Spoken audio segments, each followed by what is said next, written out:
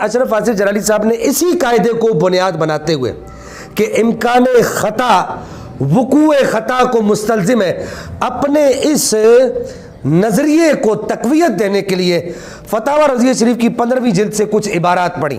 ماضی کی معین بات جو ہو چکی ہے ماضی میں، اس پر جب امکان خطا کا لفظ بولا جائے گا تو اصول کی روشنی میں وہ مستلزم وقوع ہوگا۔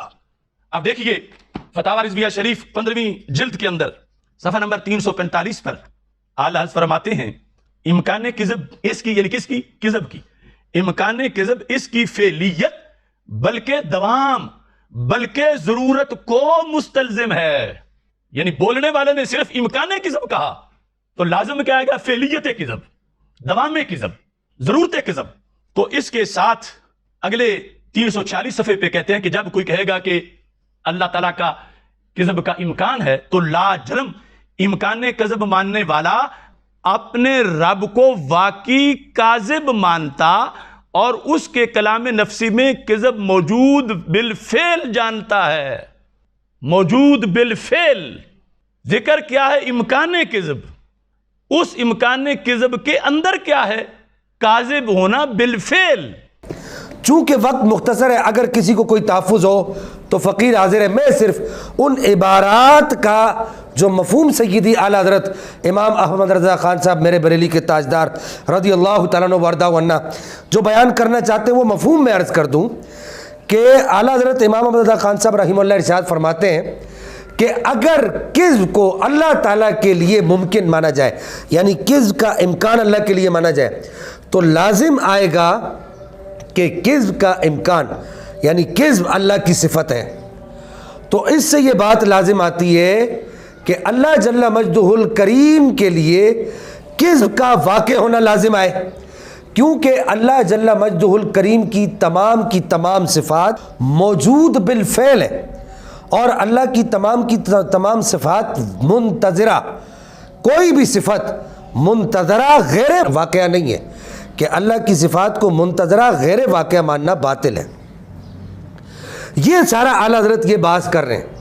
اس بحث کے بعد اعلیٰ حضرت امام احمد خان صاحب رحمہ اللہ جو نتیجتاً اور جو خلاصتاً تلخیصاً جو بحث کر رہے ہیں وہ یہ ہے کہ چونکہ اللہ جل مجدہ الکریم کی تمام صفات واقع ہونے والی ہیں، ان کو وقوع لازم ہے، ان کے لیے وقوع واجب ہے، تو اگر کذب کو اللہ تعالیٰ کی صفت مانا جائے تو اس کا مطلب یہ ہوا کہ اس امکان کذب کو جو اللہ تعالیٰ کے لیے مانا جا رہا ہے وقوع لازم آئے گا، کیونکہ اللہ تعالیٰ کے کلام کی دو صورتیں، ایک اللہ تعالیٰ کا کلام لفظی ہے اور ایک اللہ تعالیٰ کا کلام نفسی ہے۔ اللہ تعالیٰ کا کلام لفظی اگر کاذب ہے، اگر کلام لفظی کو کلام لفظی کے لیے کذب ممکن مانا جائے تو اس کا مطلب یہ ہوگا کہ کلام نفسی جو ازلی ہے، ابدی ہے، قدیم ہے، تو وہ کلام نفسی کو بھی کذب لازم آئے، تو اس کا مطلب یہ ہوا کہ ماضی میں اللہ تعالیٰ کاذب تھا، استغفر اللہ ثم استغفر اللہ۔ تو یہ ساری بات اعلیٰ حضرت کر کے ارشاد فرما رہے ہیں کہ اس امکان کذب کو وقوع کذب لازم آتا ہے۔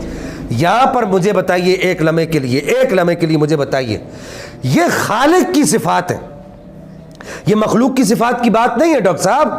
یہ تو جب آپ فقیر کے سامنے تشریف لائیں گے تو اس وقت آپ کو پتہ چلے گا کہ آپ قوم کے ساتھ کتنی بڑی خیانتیں کر رہے ہیں، آپ قوم کو کتنا بڑا دھوکہ دے رہے ہیں اپنی ساکھ بچانے کے لیے۔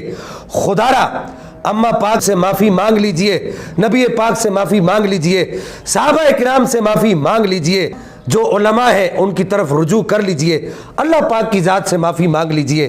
آپ خالق کی صفات کو مخلوق کی صفات کے ساتھ منطبق کر رہے ہیں، مخلوق کی صفات پر منطبق کر رہے ہیں، جو کسی بھی طریقے سے درست نہیں ہے، کیونکہ خالق کی صفات واقع رکھتی ہیں اور مخلوق کی صفات واقع نہیں رکھتی، لہٰذا یہ لازم نہیں ہے کہ اگر خالق کے لیے امکان بولا جائے تو وہاں وقوع لازم آئے گا، تو مخلوق کے لیے اگر امکان بولا جائے گا تو وہاں بھی وقوع لازم آئے گا۔ ڈاکٹر صاحب کس گنگا میں جا کر نہانے کی کوشش کر رہے ہیں؟ Truth TV